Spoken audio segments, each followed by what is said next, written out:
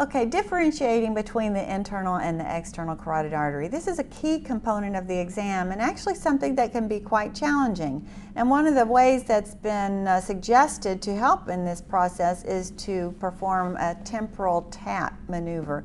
And the temporal tap is a way that we actually auscultate the temporal artery just in front of the ear. You can feel the pulsation. And then while you're in the vessel that you think is the ECA, you would tap on it. And while doing so, you would appreciate these oscillations in the waveform. But unfortunately, that's really not that accurate. There was a study that was published in Radiology way back in 1996, and what they found is that the oscillations could actually be seen in the external and the internal carotid arteries in up to a third of cases. And in fact, in about a third of those, the oscillations were greater in the ICA versus the ECA and present in the common carotid artery in over half of cases. So this is an unreliable way to differentiate between the internal and external.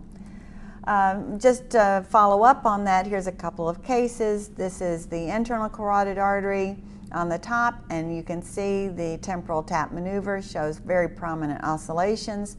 So is it mislabeled? No. Let's look at the external carotid artery. It has the same oscillations.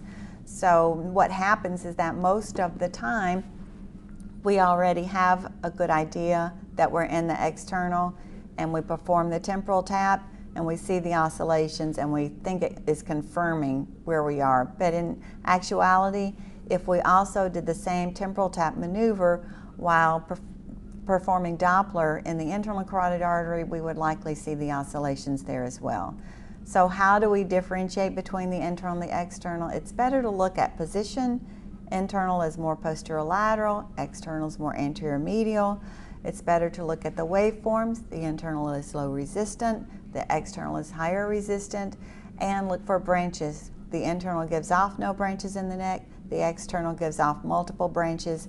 The best way to look for ECA branches is a transverse sweep through the ECA. This is just another case in point. This is the internal carotid artery with oscillations in a different patient, and here's the ECA. So try these other methodologies for differentiating between the external and the internal rather than relying on the temporal tap is my suggestion. Now, we use colored Doppler in our studies as a roadmap. The colored Doppler itself is not diagnostic, but rather it's a roadmap to help us place the Doppler sample volume and help with our Doppler walk through the vessel so that we can quickly see areas of interest where we might want to further interrogate with the spectral Doppler. Such as you see here, this is a nice example of the carotid bifurcation. And as we're looking at the internal carotid artery, we see the color is not filling all the way to the posterior wall, and that's because there's some atherosclerotic plaquing there. But not until we get just a little bit beyond the bifurcation do we actually see a change in the color Doppler from a dark red into some focal aliasing. And this focal aliasing is telling me that there's a higher frequency shift at this point. Now, a higher frequency shift could be due to higher velocities, or it could be that we have a smaller angle of incidence. So I'm going to look at this and assess for any changes in angulation of the vessel, and clearly there's no change. The vessel is straight. So that means I have to have a higher velocity at this point, and indeed when we sample at that point we can see the velocity is about 190 centimeters per second. So we can use color Doppler in that way to help us. We could also use power Doppler, just looking at the anatomy of the residual lumen and using that to guide our Doppler sample volume or B-flow or other flow imaging tools. The point is that the flow imaging tools are very useful for us, and they can provide a roadmap for placement of the Doppler sample volume. This is an example of using the color Doppler. Here I'm in the vertebral artery, and it's an abnormal waveform with a very low velocity, only 6.2 centimeters per second. And you can see the waveform itself has a very delayed upstroke to peak systole. This is termed a tardus and parvus waveform. It's tardy to get to peak systole, and parvus, it's a small pulse. Well, whenever I see a waveform like this, I know that it's indicative of disease proximal to the point that I'm sampling. So I'll look proximal, and when I look at the proximal vertebral, there's actually no flow, but then with color Doppler, I can actually see inflow to the vertebral that's reconstituting it.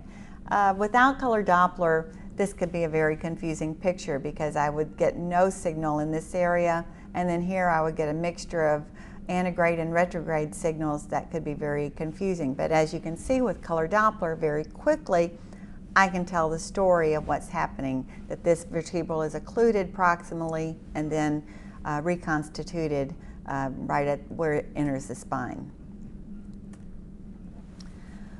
Now we want to walk the spectral Doppler through areas of stenosis to obtain the peak velocity. And what I mean by that is we're looking here with color at the area of the stenosis. I'm going to place my Doppler sample volume proximal to that point, and then in real time I'm going to move it slowly through the area of the stenosis, listening with my ear for the highest pitch sound and watching the waveform for the highest peak. And that's where my highest velocity is. I may do this 2 or 3 times until I'm satisfied that I've really obtained the peak velocity. Once I'm comfortable that I've obtained the peak or maximum velocity within that stenosis, I take a hard copy reading and document, and here's the peak velocity. It's nearly 400 centimeters per second in systole and well over 100 centimeters per second in diastole. This is just another nice example of walking the Doppler sample volume through an area of stenosis, but in this case, one of the things that I want to point out is the use of a larger sample volume.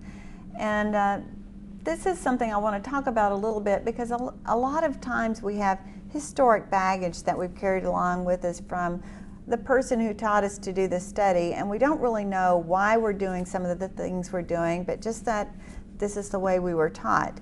And when I was first taught, I was taught to use a very small sample volume when performing Doppler exams. The reason was because we tried to evaluate small changes in the amount of spectral broadening.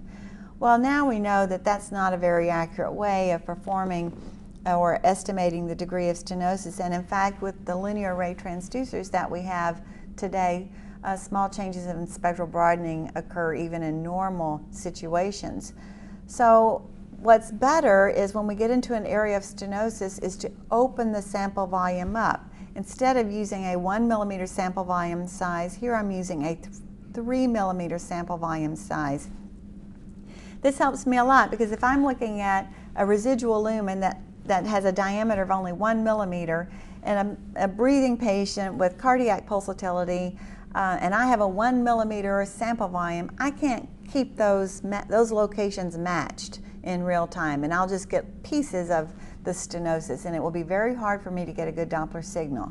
On the other hand, in this very tough case, if I make the sample volume larger, it improves my chances of being able to obtain more than one waveform to improve my diagnostic confidence that I'm getting a real signal back from this area and something that's measurable and reproducible. So don't be afraid to open the Doppler sample volume. Use one that's larger than 1 millimeter for most of your carotid work, especially when you're in a tight stenosis. Now, there are times when you want to keep the sample volume very small, and an example would be a case of a dissection.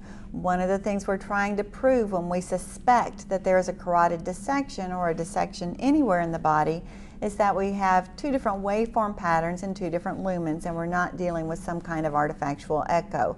So here I've made the sample volume very small, and I've moved it from one lumen into the other, and I've actually changed my sweep speed so that I'm displaying 8 seconds worth of information rather than the typical 3 or 4 seconds worth of information.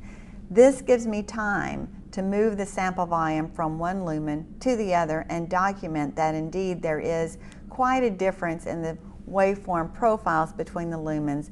That confirms that I have a dissection.